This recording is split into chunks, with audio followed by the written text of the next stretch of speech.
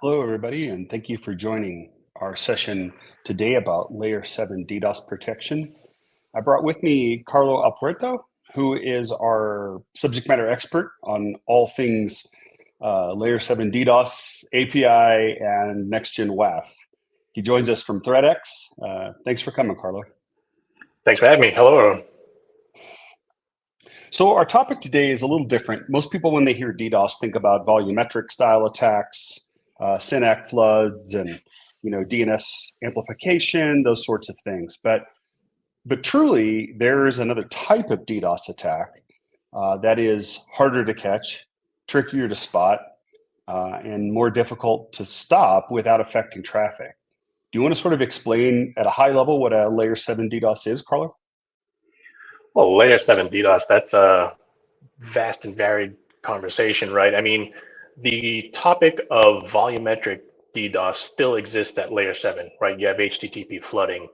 And it's common from that perspective, but a lot of times layer 7 DDoS will take advantage of vulnerabilities, it take advantage of the processes that are associated with the different communications, right? And we'll talk to some of these as we go on, but there is that volumetric, as I had mentioned, but there's also something that we might refer to as low and slow, right? Something that isn't always immediately on our radar. Yeah, and that's been my bigger experience myself in dealing with layer 7, really DOS, denial of service attacks, as opposed to distributed. Right. It is often that they are legitimate requests. They are, or maybe not often, but sometimes they're legitimate requests that look just like everybody else. However, that makes them really hard to understand. Are we experiencing a flood of traffic? Like, do we have a sale, or is it Black Friday, or right? Or is somebody doing something malicious to us? So maybe we start with that kind of use case, Carlo, and talk about how we are able to detect that scenario where it's a legitimate request for perhaps a resource or a web page or something, and how do we understand that this is not good traffic versus good traffic? Right. Well, I'm struggling with that from the perspective of it's never really good traffic, right? But those are, the low and slow that I had mentioned. Those, as you mentioned, those are the ones that are hard to identify. They're difficult because they're not as blatantly obvious. And when someone is looking at their servers, right, why do I have all of these open sessions? Is something chewing it up, right? In that scenario of volumetric, we know that there are these millions of requests that are coming in and just overloading a system. But if you have a vulnerability in your application, well, now there are things that can be taken advantage of such that it has more resource assigned to what could be just a couple, in the relative perspective of things, requests, right? One that comes to mind, right? Think of something that everyone has gone through, in that you've visited a website and you get a timeout for whatever reason, right? An attacker would likely scan an environment and find out what that timeout setting is, and then issue something that might be a slow rate or a slow post, which is a form of slow rate type of attack, wherein you keep the session alive long enough just until you get to that timeout, and then you do something that keeps it alive again, right? Slow Loris types of attacks come to mind, where you send partial headers, and the system that you're connecting to is now waiting for the rest of the header, and just before it gets to timeout, you send another piece of the header, and it keeps that session open, and it makes the system effectively unavailable. Right. And then I suppose we imagine that at scale, right? Where it's not one person or one entity that's sending the request like that. It's thousands or millions doing that. It doesn't even have to be that big, right? It could be one entity with enough resources on their side sending enough requests to tie up the system. Right. So I suppose it's really many requests, though. It's not a single request that crashes it. It's the combination Correct. of resource consumption that makes that happen. Yes, sir. Right. Right. So yeah, that's one scenario where we are exploiting flaws in a website. Are there other scenarios though where we can manipulate good functions in the website? Say maybe filling, lots of websites have shopping carts, right? And those are linked to backend systems and inventory and all sorts of other pieces in the supply chain, right? So for example, if I create a bot to go log into your website and drop a PlayStation into a cart with 1,000 unique sessions, it pulls them out of inventory. So the next person can't get them. Is that the sort of attack or thing that we might be able to see? I don't know, that crosses the boundary on almost a level of fraud, right? Where you're now in the realm of, am I tying up resources of the system or am I tying up resources of inventory? Neither of which are great. But you're right. I have customers that have come to me for the purposes of preventing scraping systems because they are a retailer. And in the end, they found out that while that is valid, yes, they are more likely to be victims of DDoS. So where we might have been passed up initially, they've come back looking for DDoS type protections. Absolutely. Mm. Okay.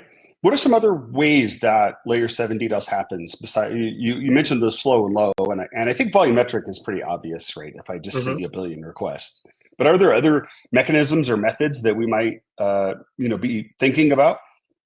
Well, along the lines of what you had mentioned, right? There's the slow posts, right? Whether it is a post of information that is going in and you're only sending partials, right? And it doesn't even have to be limited to post methods. It could be put, could be a patch, it could be anything along those lines where you're now just sending piece by piece, each of which is a form of slow rates within there. But then also the ones that look for large payloads, right? Something that Right. you have to, I don't know, decrypt an XML or anything like that in order to be able to get the full understanding of what it is that's being requested, and it just chews up resources on the systems. Okay. Let's maybe walk through an example of that post you were talking about. So if, in my understanding, if I have a web page that say takes my contact information, right? I got to put my name and address and all that stuff in there. Each of those fields is a post that that I could be sending, especially if the website allows me to put in my name and hit save, and then it goes, oh, you must put in this, save, do this, right? Each time I'm capable of making an individual post.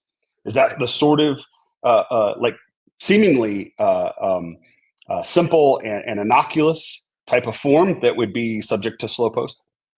I've never actually seen it done that way. I can imagine it would be in that, you're getting it wrong each time, but where that web page is open, I don't know that the system would consider it a session open. The post would be more of, I'm submitting the information, but I'm submitting it piecemeal and a bit at a time, right? A properly formed web page would just do it all in bulk. You either have all that information there, and at that point, it allows you to submit the information, right? That would be the best way.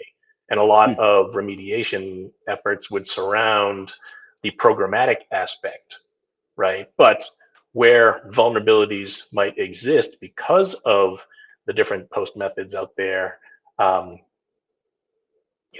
those that are susceptible to receiving information a bit at a time, those are the ones that could fall victim to this.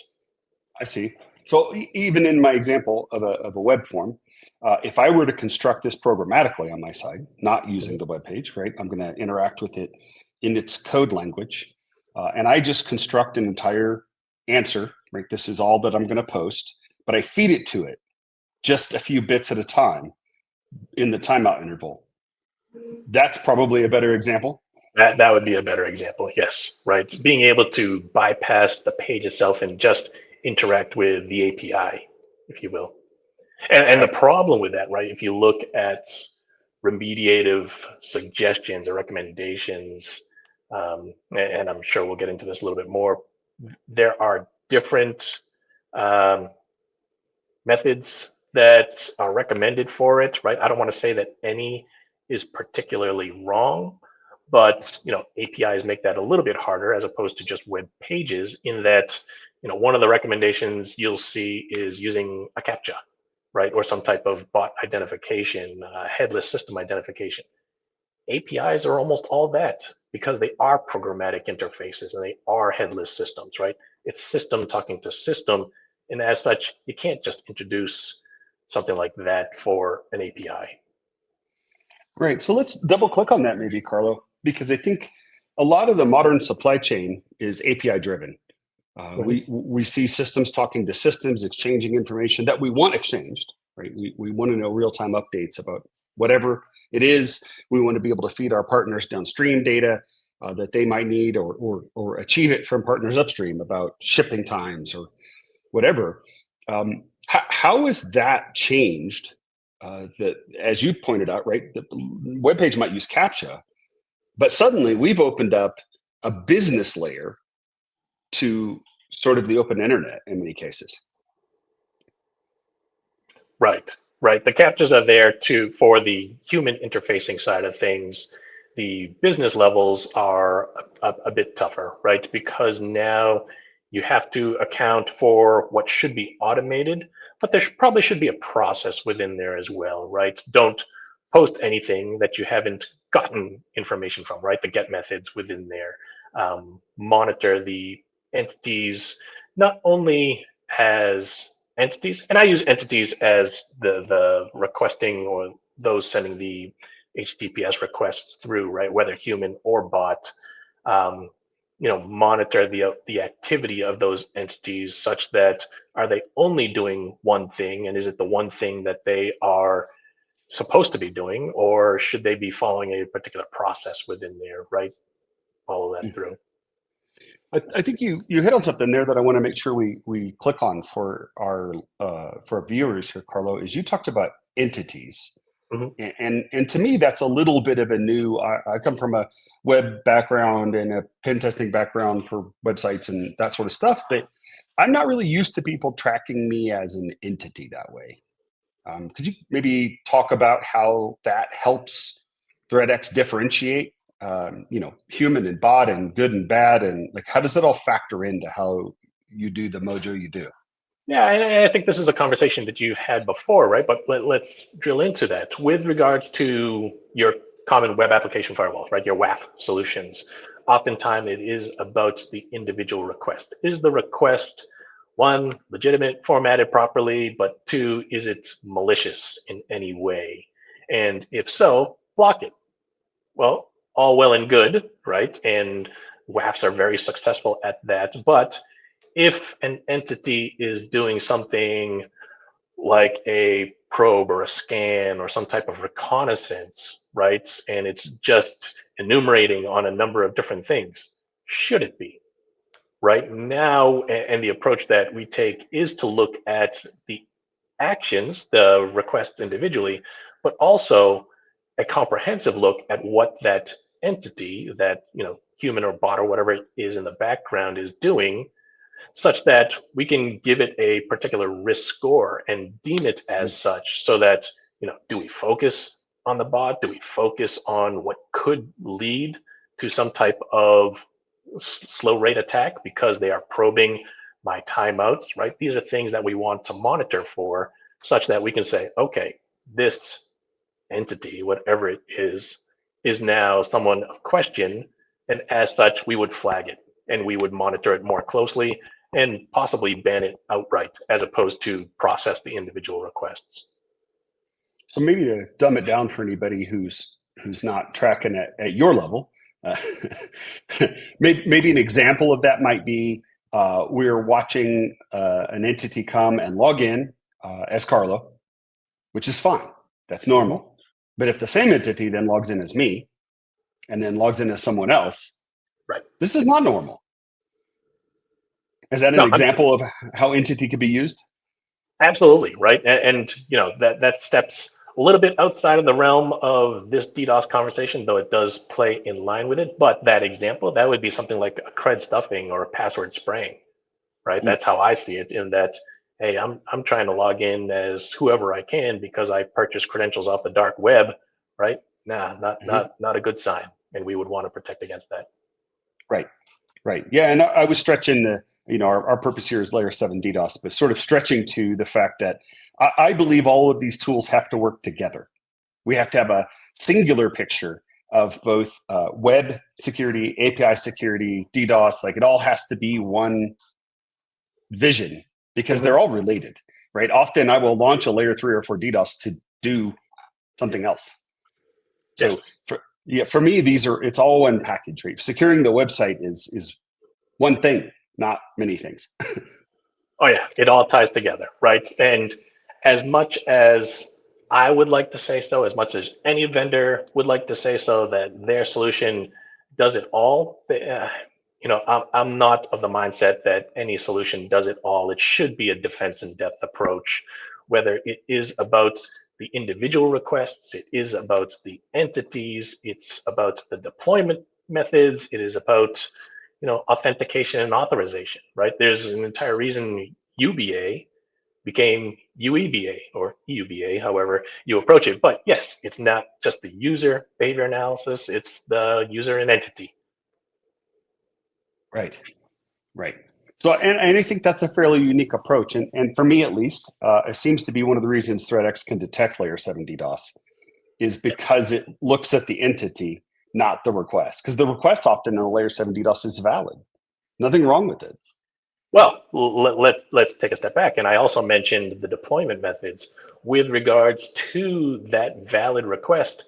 A slow LoRs type attack, the request itself in its completeness could be a valid request, 100%. It's just the method in which they are requesting it is what's causing the slowdown. When we look at our deployments, right, our sensors, our WAF sensors, are deployed in a scalar group such that if a particular sensor is now being bogged down because it is waiting for the additional requests to come in, right? You have that sensor as middleman, so they're not taking down any origin hosts. But if that sensor is now being tied up because it is suffering from what could be the DDoS attack, our sensors are actually designed such that we will scale to meet the demands of the other legitimate requests or the other attacking requests. And if a sensor's resources are tied up overly long, that sensor can dynamically go down, right? It won't take down any legitimate requests because legitimate requests will just flow through. Anything that's tied it up is likely a bad request. That sensor can be taken down and others be spun up in its place. And we do that automatically. That's a serious differentiator because when I think about how a traditional WAF, for example, might process that type of request, even if they were aware of it, meaning the request seems perfectly valid, like you said, in completion. But it's the manner, the method I'm making the request that is what is the rub here. Even if the WAF were to detect that, most WAFs have no way to protect themselves from such an attack. Right. I mean, you would hope that there might be some type of load balancer there and maybe other sensors already available. But if there's no way to scale that out dynamically, you think of a hardware-based system, it's not happening, right? But a software-based system, you could, by way of virtualization, have some type of ability to spin up quickly. But if it's not automatic, you have people attacking these things, right? And having to do their incident response against it. Yeah, and I think that's a critical point there too, Carlo. So as we think about layer 7 DDoS, most people think about my website and how you might DDoS my website. But truly, in the mind of a pen tester, if you've given me the flag of take down my website, if I take down your WAF, I've taken down your website. Yes. Yeah, I can attack the components, and they need to be resilient, honestly, than the web page. Otherwise, I just take the weakest link and take that out. So that's, I think, a differentiator for how ThreatX approaches these problems.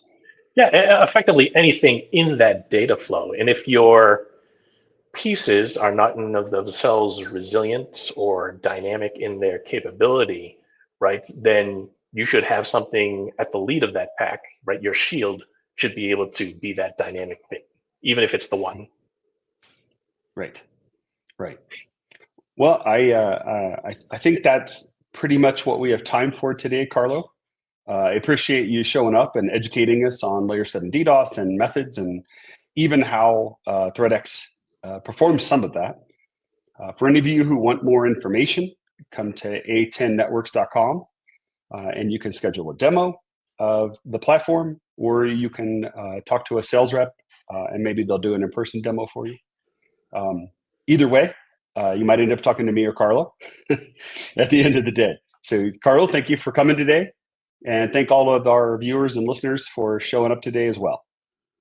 James, thanks for the invite.